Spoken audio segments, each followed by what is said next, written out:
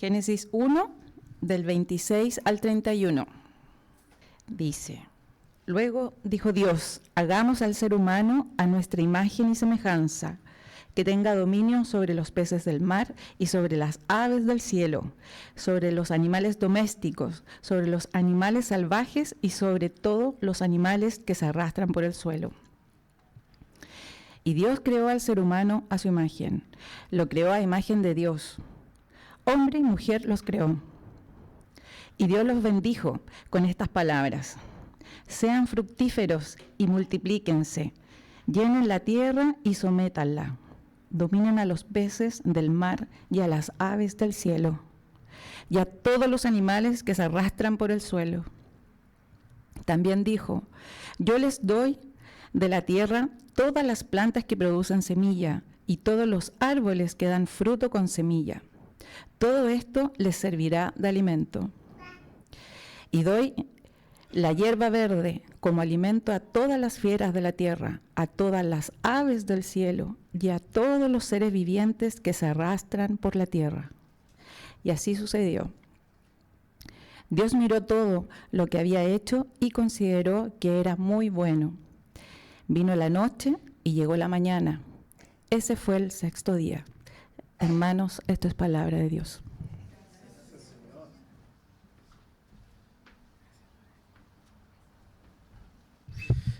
Buenos días, iglesia. Para los que no me conocen, mi nombre es Andrés y junto con mi esposa Anika somos misioneros acá en Chile, sirviendo en esta iglesia y sirviendo también en un pequeño seminario. Se llama el Centro de Estudios Pastorales, el seminario de la Iglesia Anglicana, donde yo soy profesor y Anika nos ayuda con cosas administrativas también en el seminario. Y bueno, para mí es un privilegio siempre traer la palabra de Dios.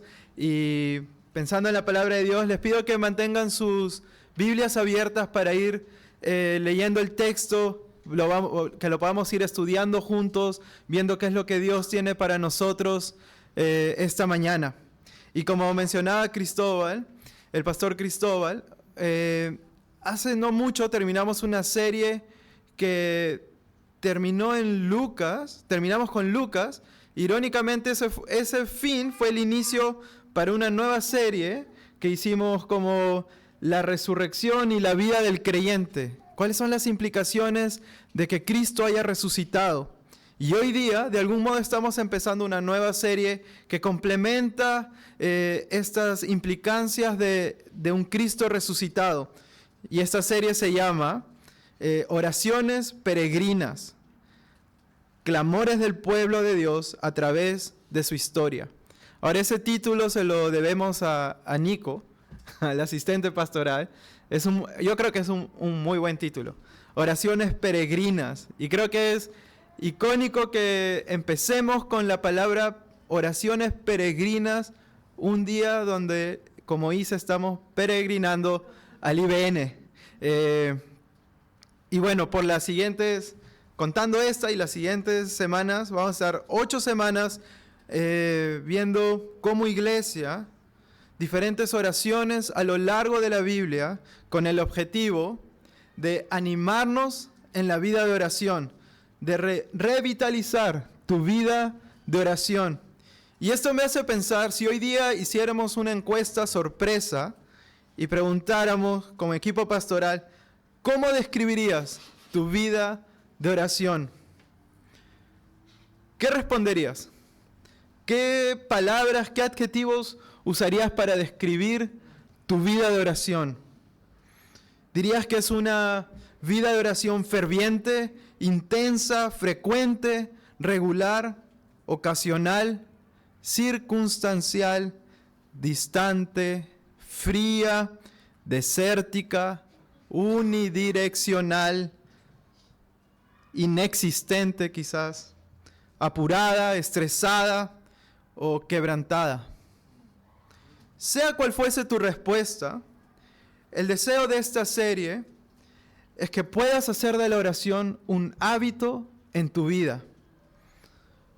Pero antes de adentrarnos al primer episodio de esta serie, o la primera prédica de esta serie, quizás sería bueno empezar orando para que el Señor nos hable esta mañana. Oremos. Amado Señor, gracias que podemos estar acá. Gracias que tú eres bueno para con tu iglesia, Señor. Y gracias que tú has provisto este lugar para reunirnos como familia esta mañana. Y te queremos pedir, Padre, que tú hables a nuestros corazones, que tú renueves nuestra mente y que nos des las fuerzas para cambiar nuestro comportamiento, para que no solo seamos oidores de tu palabra, sino que vivamos tu palabra para la gloria de tu nombre. Y oramos esto en el nombre de Jesús. Amén. Ahora, es posible que para muchos de nosotros no necesitamos mucha explicación cuando se habla de oración, pero quizás hay algunos que no vienen de un contexto de iglesia o no crecieron en una familia cristiana, y la oración puede volverse algo extraño que hacen algunas personas. Así que me gustaría empezar diciendo lo que la oración no es. Esto no es oración, ¿ok? La oración no es un ejercicio de meditación donde tú silencias tu mente para oír tu voz interior. Eso no es la oración. La oración tampoco es un ejercicio de introspección donde analizas todas las preocupaciones que abruman tu mente para encontrar la solución más racional, más razonable. Eso tampoco es la oración. La oración, quizás esto es un poco más controversial, tampoco es un ejercicio de crecimiento espiritual y personal para darte claridad, calma y una sensación de bienestar. La oración no busca que seas la mejor versión de ti mismo. Eso no es la oración. Y claro, es posible que algunos de estos beneficios que he mencionado se presenten en tu vida a causa de la oración. Pero para los cristianos, la oración es una acción racional, consciente, intencional de relacionarnos con nuestro Dios, con nuestro Creador, con nuestro Salvador, con nuestro Padre Celestial. Y cuando digo relacionarnos con Dios o con nuestro Padre Celestial, no me estoy refiriendo a algo místico, sino a tener una conversación con tu Padre Celestial, con Dios. Entonces, de manera más sencilla, para los cristianos la oración es la conversación del creyente con su Padre Celestial. Eso es la oración. Y en esta conversación, entonces, hay dos actores, dos sujetos, dos personas involucradas en la oración. Dios y el creyente. Dios y tú. Y ahora, sin deseos de ofenderte, me gustaría comenzar con la parte más importante de esta conversación, con Dios. Y la pregunta del millón para esta conversación es la siguiente: es saber si Dios está interesado en tener una conversación contigo, o conmigo, o con nosotros como iglesia. Y pocas veces pensamos en esto. ¿Quiere Dios oírnos? ¿Quiere Dios escucharnos? Y creo que la mejor manera de ilustrar esto es quizás con los celulares. Todos sabemos la reacción a una llamada indeseada. ¿Qué es lo primero que haces cuando una persona con la que no quieres hablar te llama? Posiblemente tú ves tu pantalla, ves el nombre de la persona y luego pasas a ignorarla o rechazarla, o si tienes alguna aplicación incluso puedes bloquearla en ese momento para que esa llamada no entre más. Y es increíble pensar que solo al ver la pantalla con el nombre de la persona con la que no quieres hablar, te cambia incluso tu estado de ánimo. Por el contrario, ¿cómo reaccionas cuando ves el nombre de la persona que tú quieres o que es tu amigo o alguien que tú amas? Lo más posible es que solo al ver la pantalla, ni siquiera has contestado, ya está dibujando una sonrisa en tu rostro. Ahora, la pregunta es esta: ¿cómo te imaginas a Dios ¿Cómo crees que Dios responde al ver tu llamada entrando a su celular divino? ¿Cómo te imaginas su rostro? ¿Bloquearía tu contacto? Y todos más o menos, creo que culturalmente, pensamos que Dios siempre va a estar ahí para nosotros. Pero ¿qué dice la Biblia sobre esto? ¿Es así? ¿Es realmente así que cada vez que tú llamas a Dios, Él sonríe? ¿Que cualquier persona afuera puede levantar una súplica y su rostro va a sonreír? ¿Qué es lo que dice la Biblia sobre esto? Y quizás podríamos hacer más preguntas. ¿Es el Dios de la Biblia un Dios distante para nosotros? ¿Es un Dios que creó todo y luego se fue de vacaciones? ¿Es un Padre ausente? ¿Es un Dios acaso relacional? Estas son las preguntas que deberíamos de responder antes de poder hablar de la oración. Pero vayamos al texto que leímos esta mañana para responder a estas preguntas. En el texto que hemos leído, vemos cómo Dios crea al ser humano a su imagen y semejanza, el verso 27, para que tenga dominio sobre toda la creación. Dios crea al ser humano en el 6º día, un día antes de su descanso. Ahora mira conmigo el verso 26. Luego dijo Dios: hagamos al ser humano a nuestra imagen y semejanza. Ahora, ¿notaste ese verbo? El verbo que está ahí. Solo una palabra: hagamos. Y esa pequeña palabra está en plural. Y ese plural, ¿sí se acuerdan que es plural, verdad? En clases de lenguaje. Singular, yo hago. Plural, nosotros hacemos o hagamos. ¿Ya? Está en plural. Dios y quién más, ¿verdad? Entonces, el hecho que esté en plural nos dice mucho de nuestro Dios, del Dios de la Biblia, ya que lo que vemos ahí es un diálogo divino. En Dios, como el ser Dios, esta idea abstracta como Dios, dentro de Dios está ocurriendo un diálogo. Dios, en su divinidad, se dice a sí mismo: hagamos al ser humano. Y esto, lo más posible es que nos está dando un vistazo a lo que más adelante, en la revelación de Dios, entendemos como la Trinidad. Esto lo vemos en Juan capítulo 1, cuando vemos que Jesús, el Hijo, también estaba involucrado en la creación. Entonces, lo que vemos en esta pequeña palabra, hagamos, vemos a un Dios que se pone en común acuerdo, un Dios que se relaciona consigo mismo para crear al ser humano. En otras palabras, el Padre, el Hijo y el Espíritu Santo existen en una relación eterna. En ese sentido, podemos decir que el Dios de la Biblia, el Dios que adoramos, es un Dios relacional. Entonces, volviendo al texto, en el verso 27, Dios crea al ser humano a su imagen y semejanza. Y aunque mucho se ha dicho sobre qué significa ser creados a la imagen de Dios, un aspecto central de esto es que algo que caracteriza al ser humano es que es un ser relacional, como su creador. Todos acá somos seres que necesitamos de comunidad. Y eso es porque Dios es un Dios relacional. Y no sé si te das cuenta de la magnitud de lo que te estoy diciendo. El creador del universo, Dios, desea ahora tener una relación con su creación, una relación contigo.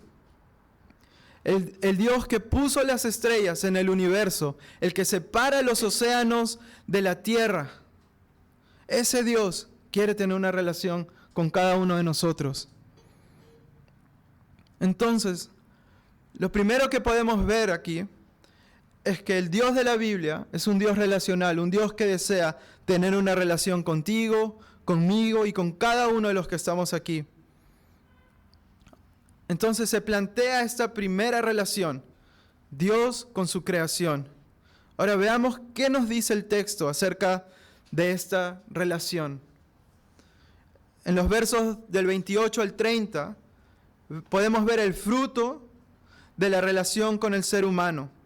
En el verso 28 leemos que Dios bendice con estas palabras al ser humano.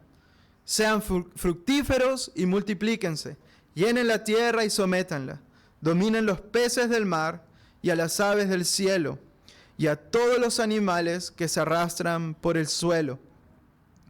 En este verso podemos ver ciertas órdenes, ¿verdad? Como mandamientos. Sean fructíferos y multiplíquense. Llenen la tierra y sométenla. Y ahí dice, dominen. La relación de Dios con el ser humano en un inicio fue de bendición. Y esta bendición, parte de la bendición fue darles un propósito. Les dio una razón de existir, una manera de vivir, una identidad. Es interesante notar que la bendición de Dios se expresa en mandamientos, como algo que ellos deben de hacer. Y esto quizás es raro, pero para mí hace todo el sentido del mundo, porque en su sabiduría le da un propósito al ser humano. En su sabiduría divina, Dios se anticipa a las preguntas existenciales de la humanidad. ¿Para qué estoy en este mundo? Entonces Dios, como un ser relacional, en su misericordia, crea al ser humano y le da desde un inicio una razón para vivir. Dios le da un propósito. Ahora, si seguimos leyendo nos damos cuenta que el propósito no es suficiente. En el verso 29 vemos que Dios también se relaciona al proveer para sus necesidades físicas. Dios dispone todas las plantas y todos los árboles para que les sirvan de alimento. Y en ese sentido, la bendición de Dios no solo es propósito, sino también provisión. Entonces podemos decir que la relación con el ser humano, según la narrativa de la creación, originalmente fue de bendición. Y esta bendición se expresa al darles propósito y provisión. Esta imagen es la imagen que tenemos del jardín del Edén, donde se nos muestra una relación hermosa entre Dios y el ser humano. Dios responde a las preguntas existenciales y provee para las necesidades del ser humano. Entonces vemos en esta relación una relación de absoluta dependencia del ser humano para con Dios. Y cuando Dios mira esta imagen de dependencia, Él dice que era, en el verso 31 dice, que era muy bueno. Lo que Dios creó era muy bueno. Era muy bueno que el ser humano encuentre en Dios su propósito y dependa de la provisión de Dios. Era muy bueno que Dios nos haya creado para tener una relación con Él. Ahora, quizás tú ya estás familiarizado con la historia y lo que va a suceder luego. Así que podemos decir que lamentablemente la narrativa de la creación de Génesis 1 y 2 no dura mucho tiempo, al menos no en el texto bíblico. Lo bueno que Dios había hecho se echa a perder por la desobediencia del ser humano. En Génesis 3, el orden establecido por Dios es alterado. El ser humano busca su propósito y la provisión fuera de la voluntad de Dios. Mientras que el propósito del ser humano era de dominar a los animales, un animal, irónicamente, la serpiente, le dice al ser humano qué es lo que debería hacer. Y si bien todo era para ellos, Dios había puesto algunos límites, pero Adán y Eva deciden salir de estos límites establecidos al comer del fruto que Dios les había prohibido. Y a causa de su desobediencia, la vida en el jardín se arruinó. La provisión y propósito del ser humano fue distorsionado por el pecado. Pero lo más lamentable es que la relación con Dios se rompió. El ser humano, luego de pecar, en Génesis 3:10, se esconde de Dios. Mientras que antes Dios disfrutaba de tener una relación cercana con Adán y Eva, ahora ambos se esconden de la presencia de Dios, se avergüenzan de su pecado. Y como si esto no fuese suficiente, luego leemos que Dios los echa del jardín del Edén, lejos de la presencia de Dios. Ahora recordemos que Dios es un Dios eternamente santo. Dios no puede coexistir con el pecado y por eso los echa del jardín. Entonces la vida, y desde ahí se desarrolla la historia de la humanidad, fuera del jardín. Entonces la vida como la conocemos hoy en día, es una vida fuera del jardín, lejos de la presencia de Dios. Y si bien Dios es un Dios relacional, y su deseo es relacionarse con nosotros, el pecado en nosotros hace que no podamos acercarnos a su presencia, a su santidad, que no podamos volver al jardín. Ahora tú me puedes decir, ¿y esto qué tiene que ver con la oración? ¿A dónde estamos yendo? Pero tiene todo que ver, porque es imposible que Dios pueda tener una relación con alguien en pecado. Fuera del jardín, la vida es escasa.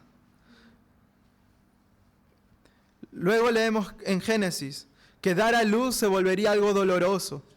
Génesis 3:16. Los frutos de la tierra serían insuficientes para el ser humano.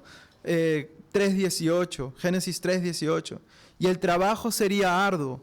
Génesis 3:19. Y como si esto no fuese suficiente, el destino del ser humano iba a ser la muerte.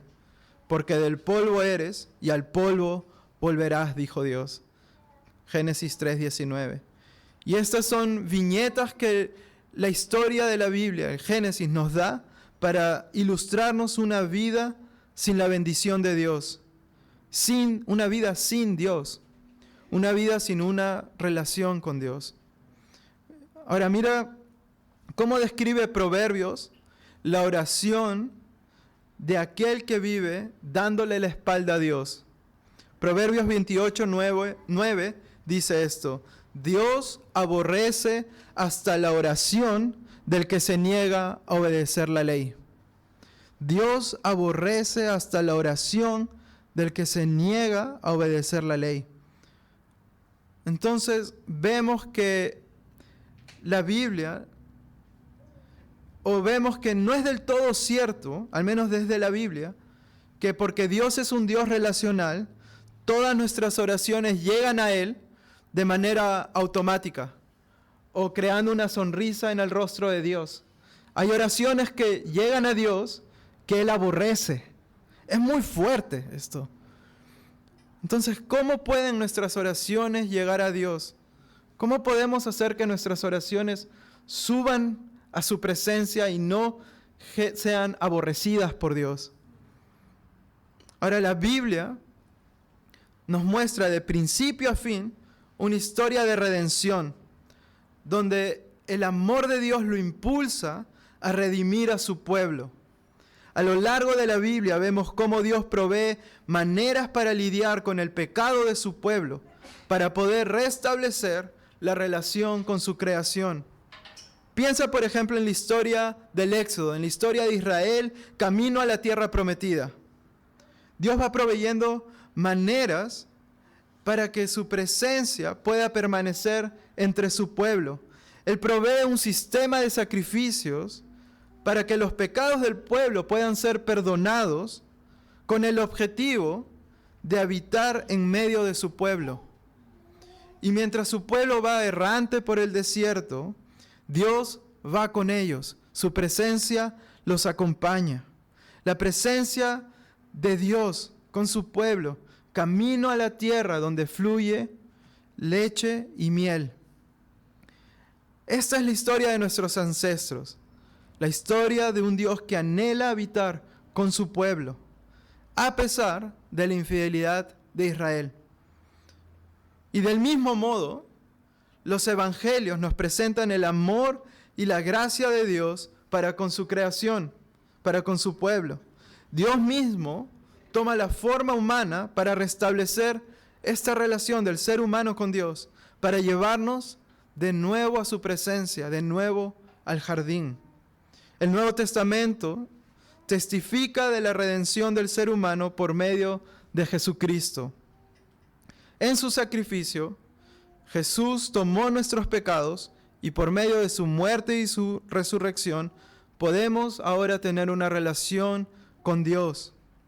Y Pablo, el apóstol Pablo, nos dice en Romanos 8 que para aquellos que han puesto su fe en Cristo, no hay ninguna condenación en Romanos 8. Ya que por medio del sacrificio de Jesús, por su muerte y su resurrección, su justicia se nos ha sido dada a nosotros.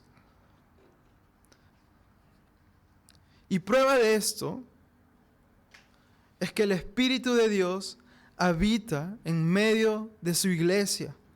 Sin el perdón de pecados, es imposible que el Espíritu Santo habite en ti o en mí. Sin el perdón de pecados, es imposible que haya Pentecostés. Sin el perdón de pecados, es imposible que nuestra relación con Dios pueda existir. Sin el sacrificio de Jesús, nuestras oraciones son vanas. Y en su misericordia, Dios manda a su único Hijo para que todo aquel que en Él crea, mas tenga vida eterna. Este es como el versículo más memorizado de la iglesia a nivel mundial, creo. En su misericordia, Dios manda a su único Hijo para que todo aquel que en Él crea no se pierda, mas tenga vida eterna. La vida en Cristo es una imagen de bendición, donde Dios nuevamente nos da propósito y provisión. Ahora podemos decir que Dios nos ha dado un nuevo corazón, una nueva vida, para poder vivirla para su gloria. Entonces vivamos para Él. En Cristo también nos ha provisto de todo lo que necesitamos. Jesús nos promete que en Él encontramos vida y vida en abundancia. Por medio de Jesús somos adoptados por el Padre y ahora podemos incluso llamar a Dios Padre, nuestro Padre. En otras palabras, y volviendo al tema de la oración, Dios en su Hijo, por medio de la fe, nos permite volver al jardín, volver a su presencia, estar bajo su bendición.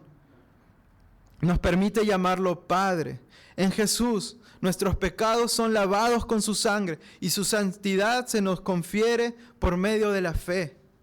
Es Jesús quien lleva nuestras oraciones como un olor fragante al Padre. Es Jesús que nos permite tener una relación cercana con el Padre. Es por eso que ahora nosotros podemos orar. Y es por eso que nuestras oraciones también son escuchadas. Estas son las buenas noticias de Jesús.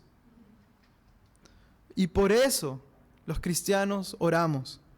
Los cristianos creemos que la oración es el mecanismo que Dios en su gracia nos ha dado en su Hijo para relacionarnos con el Padre.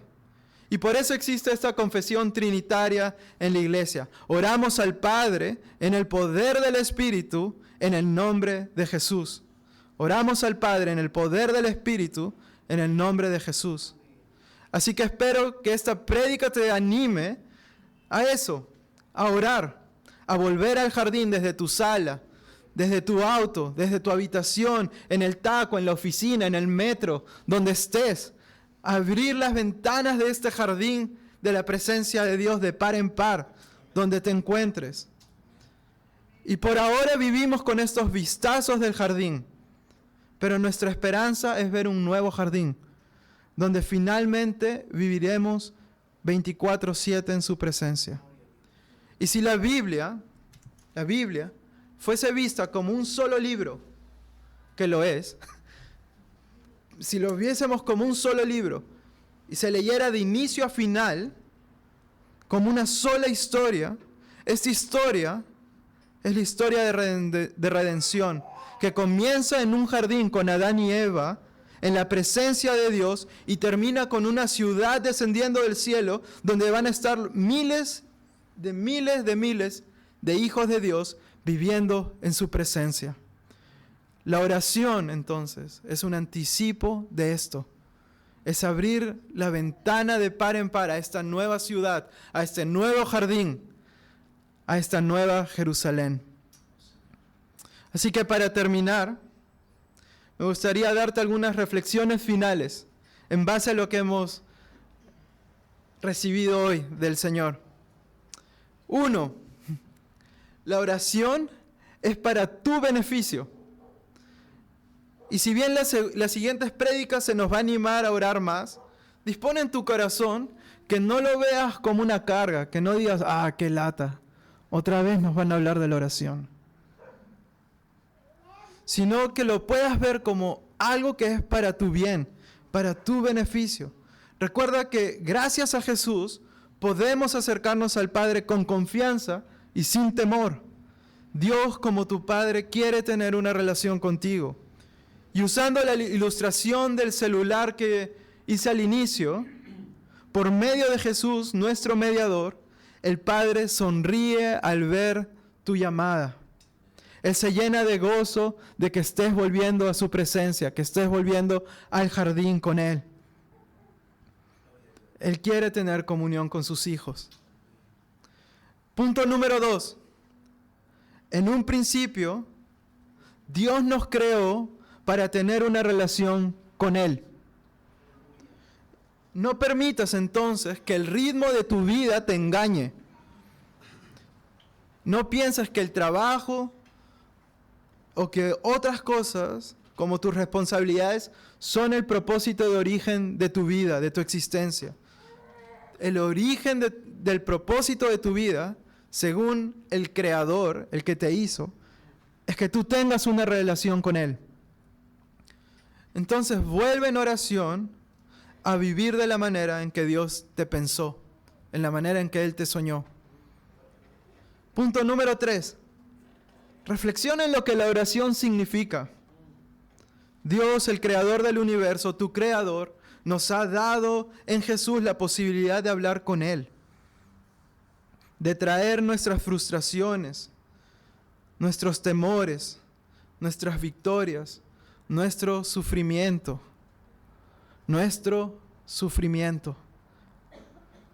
y poder contárselo a Él. No lo des por sentado. El poder tener una relación con tu Padre Celestial le costó la vida a su Hijo.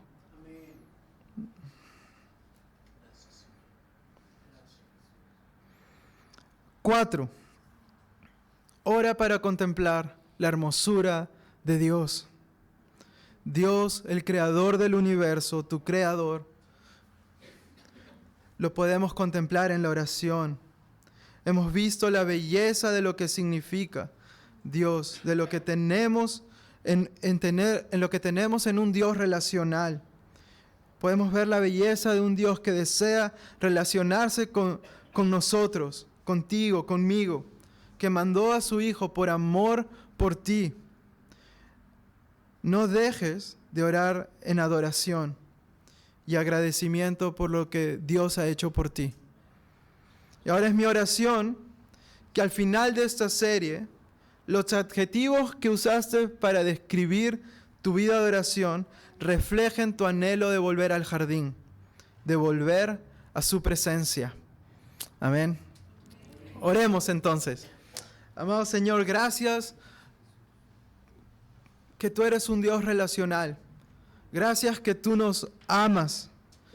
Gracias que en tu Hijo tú te has dado enteramente a nosotros, Señor. Gracias que por medio de Jesús tú escuchas nuestras oraciones. Gracias que tu justicia, por medio de la fe en Jesucristo, es ahora nuestra justicia. Y que cuando clamamos a ti, tú no rechazas nuestras oraciones, sino que te alegras en tener una relación con tus hijos. Y todo esto por tu gracia. En el nombre de Jesús oramos. Amén. Amén.